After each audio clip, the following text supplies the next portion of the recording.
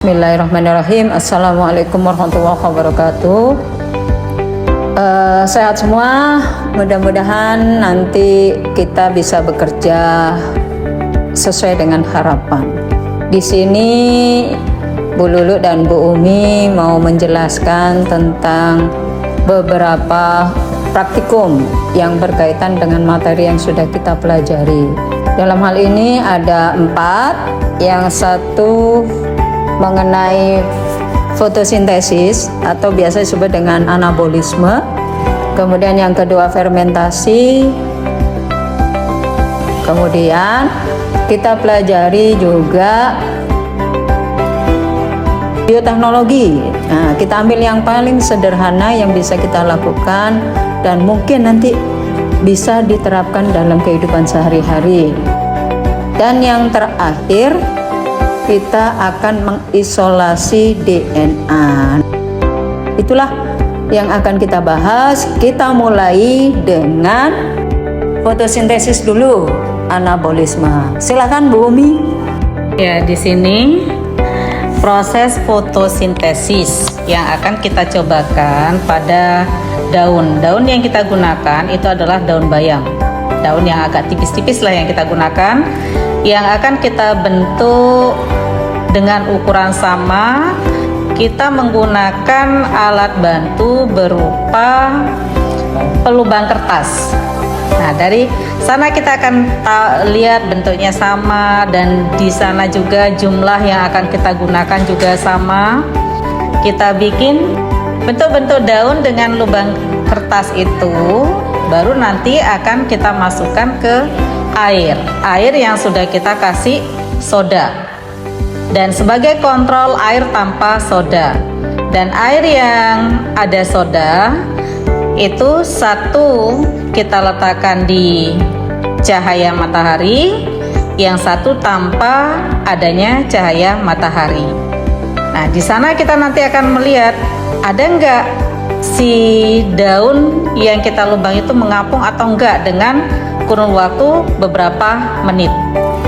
Nah, itu untuk fotosintesisnya.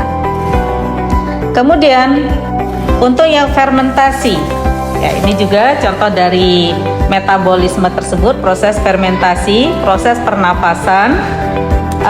Fermentasi ini kita tujuannya yaitu untuk mengetahui gimana sih proses pernapasan dari ragi yang akan kita gunakan. Ragi yang kita kasih gula, kemudian kita kasih air aquades, dan larutan tersebut kita masukkan ke gelas Erlenmeyer. Kemudian larutan yang satu atau di gelas Erlenmeyer satunya itu berisi PP dan air kapur, yang nanti akan kita hubungkan dengan menggunakan selang. Di bagian fermentasi, di bagian ragi tersebut kita letakkan termometer, kemudian lubang agar tidak terjadi kontaminasi dengan oksigen dari luar, kita tutup dengan menggunakan plastisin. Nah, kita lihat nanti terjadi perubahan warna di campuran kapur dan PP. Itu bisa kelihatan, oh terjadi proses fermentasi. Dan untuk yang selanjutnya silakan Bu Lulu. Ya. Bioteknologi. Untuk bioteknologi kita yang pertama yogurt ya, yang tergolong ke dalam bioteknologi konvensional. Nah, ini ayo kita mulai, kita laksanakan dengan menghangatkan susu cair, susu segar. Kita hangatkan susu segar, kemudian jangan terlalu panas supaya tidak terjadi kegagalan. Setelah dipanaskan, setelah dihangatkan, artinya setelah dihangatkan, kita tuangkan dalam hal ini Biocool ya, itu boleh atau bisa kalian menggunakan yogurt yang lain atau Yakult juga bisa. Kita sesuaikan di sini antara 2 sampai 3 sendok makan. Nah, dalam 1 liter susu. Sudah? Ayo dicampur. Setelah dicampur, kita tuangkan ke dalam botol sampai habis. Nah, ayo kita tutup. Setelah ditutup, baru kita masukkan ke inkubator yang di sana sudah diatur suhunya 32 sampai 33 derajat. Itu mudah sekali ya. Nah, sekarang ayo kita melaksanakan isolasi DNA. Nah, isolasi DNA ini bermanfaat. Ini yang sangat sederhana saja. Ini sistem kerjanya sangat sederhana. Sebetulnya memang agak perlu tenaga, perlu pikiran, dan perlu alat-alat yang modern, karena tidak bisa kita menggunakan alat yang sederhana. Nah, isolasi DNA ini contoh yang paling sederhana. Kita menggunakan buah dan sayur. Melaksanakan isolasi DNA, yang pertama kupas buah-buahannya, cuci bersih. Begitu juga dengan sayurnya, dicuci bersih.